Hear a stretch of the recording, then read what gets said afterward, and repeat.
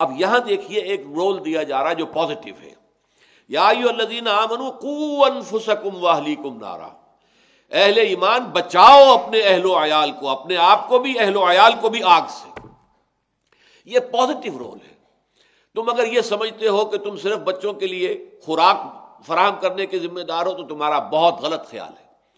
صرف یہ کہ انہیں پالنا پوسنا تمہاری ذمہ داری ہے، بہت غلط خیال ہے۔ ان کی صحیح تربیت، انہیں اس رخ کے اوپر تربیت دینا کہ وہ جہنم سے بچ سکیں، بچاؤ اپنے آپ کو بھی اور اپنے اہل و عیال کو آگ سے، یہ پازیٹیو رول ہے۔ یہ سمجھنا چاہیے تمہاری ذمہ داری ہے، تم پوچھے جاؤ گے۔ چنانچہ ایک حدیث میں آیا ہے کلکم راعٍ وکلکم مسئول عن رعیتہ، تم میں سے ہر شخص کی حیثیت ایک چرواہے کی ہے، جو مسئول ہے، ذمہ دار ہے۔ جو بھی بھیڑیں بکریاں جو ہیں اس کے گلے کے اندر دے دی گئی ہیں، اور ان میں سے ایک ایک کا حساب اس کو دینا پڑے گا۔ مالک پوچھے گا میری بھیڑ کہاں گئی، تم صبح لے گئے تھے اس کو باہر چرانے کے لیے، وہ کہاں ہے؟ اسی طریقے سے اللہ تعالیٰ نے ہر انسان کو کچھ بھیڑیں عطا کر دی ہیں، اس کو اولاد دی ہے، بیٹے بیٹیاں دی ہیں، ایک بیوی دی ہے یا دو، ایک سے زائد دی ہیں، اس کے گھر کے اندر ہیں، اس کے تابع ہیں۔ ان سب کے بارے میں اس شخص سے، سربراہ خاندان سے باز پرس ہوگی، تم نے انہیں کس طریقے سے رکھا، کیا تربیت دی، کس رخ پر چلایا، یہ تمہاری ذمہ داری ہے۔ تو قوا انفسکم واہلیکم نارا، پہلی بات تو یہ ہے کہ انسان کو سب سے پہلا اپنا مقصد جو ہے نصب العین یہ بنانا چاہیے کہ آخرت میں اللہ کے عذاب سے بچ جائے اور اس کی مغفرت اور رحمت کا مستحق قرار پائے، یہ اس کا نصب العین ہو، جنت مل جائے اور جہنم سے نجات مل جائے، زندگی میں نصب العین اس کے سوا کچھ نہ ہو۔ اور اس کے لیے ظاہر بات ہے کہ پھر جو بھی اپنی سی کوشش ہے انسان کرے، اور سب سے پہلے تو اپنے آپ کو بچائے آگ سے۔ علیکم انفسکم، ایک جو آیت آئی ہے سورہ مائدہ میں کہ فائنل انالیسس میں ہر شخص پر اپنی ہی ذمہ داری ہے۔ ظاہر بات ہے نبی کتنی ہی دعوت دے، کتنی ہی دعوت دے، کتنی ہی دعوت دے، جس نے نہیں ماننا نہیں ماننا، اب اس کے نہ ماننے کا کوئی وبال نبی پر نہیں ہے، مسئولیت نہیں ہے کہ اے نبی آپ کے ہوتے ہوئے اس شخص نے کیوں نہیں مانا۔ یا ماننے کا اختیار یا نہ ماننے کا اختیار اللہ نے لوگوں کو دے رکھا ہے۔ اسی طریقے سے اپنی طرف سے کوشش پوری کرو، علیکم انفسکم، آخری جو انالیسس ہے اس میں تمہارے اوپر جو ذمہ داری ہے وہ اپنی ہے۔ لا یضرکم من ضل، جو گمراہ ہو جائے اس کا تمہیں کوئی نقصان نہیں ہوگا، اذا اہتدیتم، جبکہ تم خود ہدایت پر ہو۔ لیکن اس کا یہ مطلب نہیں ہے کہ لوگوں کو ہدایت کی طرف بلانا ضروری نہیں ہے، لوگوں کو دعوت دینی ضروری نہیں ہے۔ حضرت ابو بکر رضی اللہ تعالیٰ عنہ کے زمانے ہی میں یوں سمجھیے کہ حضور کے انتقال کے فوراً بعد اس آیت کا غلط مفہوم لیا جانے لگا کہ کوئی دعوت اور تبلیغ کی اور امر بالمعروف اور نہی عن المنکر کی ضرورت نہیں ہے۔ دیکھو قرآن میں کہا گیا علیکم انفسکم لا یضرکم من ضل اذا اہتدیتم۔ تو حضرت ابو بکر نے باقاعدہ اجتماع منعقد کیا، خطبہ دیا کہ میں دیکھ رہا ہوں کہ تم اس آیت کا معنی غلط لے رہے ہو، لوگوں کو دعوت دینا، امر بالمعروف نہی عن المنکر یہ فرض ہے، یہ اگر نہیں کر رہا تو تم خود پکڑے گئے۔ وہ کسی اور نے مانا یا نہیں مانا یہ تو دور کی بات ہوگی، تم ایک فرض کے تارک ہو گئے ہو۔ البتہ یہ ضرور ہے کہ تم نے اپنا فرض ادا کر دیا، پھر بھی اگر وہ بگڑ گیا ہے، نہیں مانتا ہے تو ٹھیک ہے، اس کی ذمہ داری اس پر ہے، اس کا تمہیں کوئی نقصان نہیں پہنچے گا۔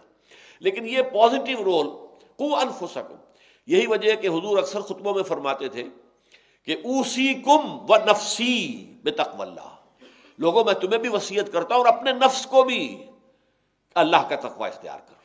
یہ آپ نے اپنے آپ کو کبھی اس سے بری نہیں کیا ہے، بلکہ اوصیکم و نفسی بتقوی اللہ، میں وصیت کرتا ہوں تمہیں بھی اور اپنے نفس کو بھی کہ اللہ کا خوف کرے، اللہ سے ڈرے، محاسبہ اخروی کا احساس رکھے اور اللہ تعالیٰ کے احکام پر کاربند رہے۔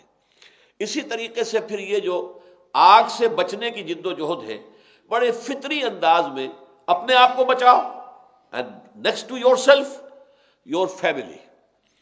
بیوی ہے آپ کی، یا فرض کیجئے کہ کوئی بیوی جو ہے وہ ہدایت یافتہ ہو گئی ہے، شوہر ابھی غلط راستے پر ہے بہت سی مثالیں، آج کل بہت سی مثالیں ہمارے سامنے آتی، تو وہ بیوی کے لیے یہ کام ہوگا کہ وہ جتنا بھی ممکن ہو، جس طریقے سے بھی ممکن ہو، جس طرح سے بھی اپنے شوہر کو سیدھے راستے پر لانے کی کوشش کرے تاکہ وہ شوہر جہنم کی آگ سے بچ جائے۔